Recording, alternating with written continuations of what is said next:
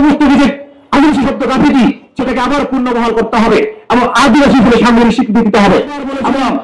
যে আমাদের কর্মসূচির পরবর্তীতে পাল্টা কর্মসূচি হচ্ছে, সেখানে যদি কোনো কিছু হয় তার দায়ভার এর অন্তর্বর্তীকালীন সরকারকে নিতে হবে।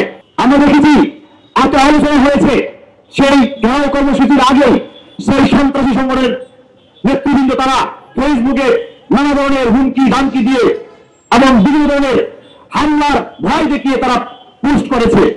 আমরা সেগুলো ফেসবুকে বিভিন্ন সামাজিক যোগাযোগের মাধ্যমে ছড়িয়ে দিয়েছিলাম যাতে সরকারের নজরে যায় এবং আইন শৃঙ্খলা বাহিনীর নজরে যায়, কিন্তু আইন শৃঙ্খলা বাহিনী এবং সরকার সেটা আমলে নেয়নি।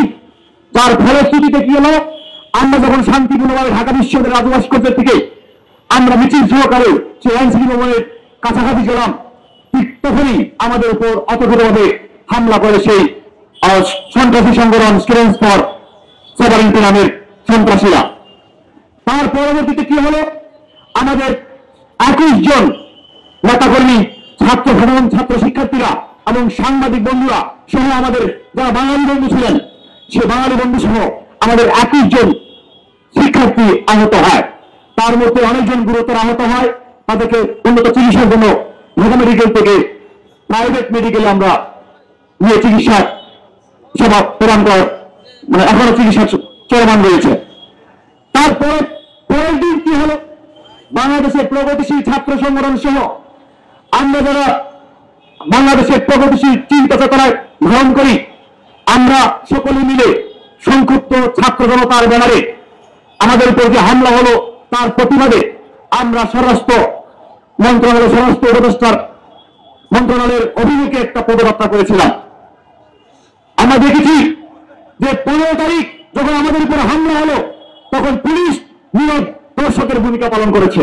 তাদের চোখের সামনে আমাদের বোন চেষ্টাকে আঘাত করা হয়েছে, আমার ভাই দহনযাত্রাকে আঘাত করা হয়েছে, আমার ভাই যে সাংবাদিক ভাই জুয়েল মারাককে আঘাত করা হয়েছে, আমার ভাই রামিয়ং ব্রু সহ আরো অনেকজনকে আহত করেছে। আমরা দেখেছি প্রত্যেকজনকে মাথায় আঘাত করা হয়েছে, একদম তাদেরকে হত্যার উদ্দেশ্যে প্রত্যেকজনকে মাথায় আঘাত করে তাদেরকে জখম করে দিয়েছে। তার প্রতিবাদে যখন 16 তারিখ আমরা স্বরাষ্ট্র অভিমুখে পদযাত্রা করলাম, আমরা দেখতে পেলাম বাংলাদেশের পেট্রোল বাহিনী, এই পুলিশ বাহিনী আমাদের উপর বিনা উস্কানিতে আমাদের উপর লাঠিচার্জ, সাউন্ড গ্রেনেড সহ আমাদের উপর হামলা করেছে পুলিশ। সেদিন 15 তারিখ সেই পুলিশদেরকে আমরা দেখতে পাই নাই, কিন্তু 16 তারিখ আমরা প্রতিবাদে যখন আমরা পদযাত্রা করতেছিলাম তখন আমাদের উপর হামলা করেছে।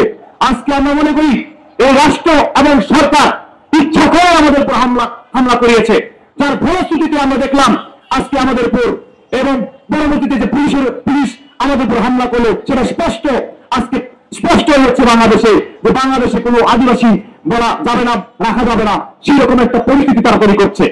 আজকে কারা বিচ্ছিন্নতাবাদ বলছে, যারা বাংলাদেশের বৈচিত্র্যকে নষ্ট করতে চায়, যারা বাংলাদেশের বৈচিত্র্যকে ধ্বংস করতে চায়, যারা বাংলাদেশের বৈচিত্র্যকে মুছে ফেলতে চায়, তারা কি বিচ্ছিন্নতাবাদী না?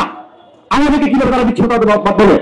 আমরা সংবিধানে অন্তর্ভুক্ত হতে চাই, আমরা বিচ্ছিন্ন হতে চাই না, বরং রাষ্ট্র এবং সরকার আমাদেরকে বিচ্ছিন্নতাবাদ তকমা দিয়ে আমাদেরকে রাষ্ট্র থেকে বিচ্ছিন্ন করার চেষ্টা করছে। আমরা এখন আজকে সমাবেশে তার তীব্র নিন্দা এবং প্রতিবাদ জানাচ্ছি। সেক্ষেত্রে আজকে সংবেশের সে দাবি জানাচ্ছি যে অবিলম্বে সেই স্টুডেন্টস ফর সভারেন্টি নামের যে সন্ত্রাসী সংগঠন, সেই সংগঠনের সকল নেতা কর্মীকে গ্রেপ্তার করতে হবে। ওই 2 দিনকে গ্রেপ্তার করে নাটক দেখাবেন না, ওই ফ্যাসিস্ট হাসিনার মতো নাটক কম করবেন।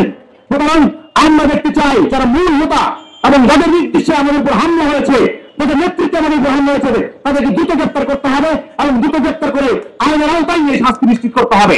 সেই সাথে যে পাঠ্যপুস্তকে যে আদিবাসী শব্দ গাফিতি সেটাকে আবার পুনর্বহাল করতে হবে এবং আদিবাসী বলে সাংবিধানিক স্বীকৃতি দিতে হবে এবং যে আহত হয়েছে এই আহতদের চিকিৎসার ভার রাষ্ট্রকেই দিতে হবে।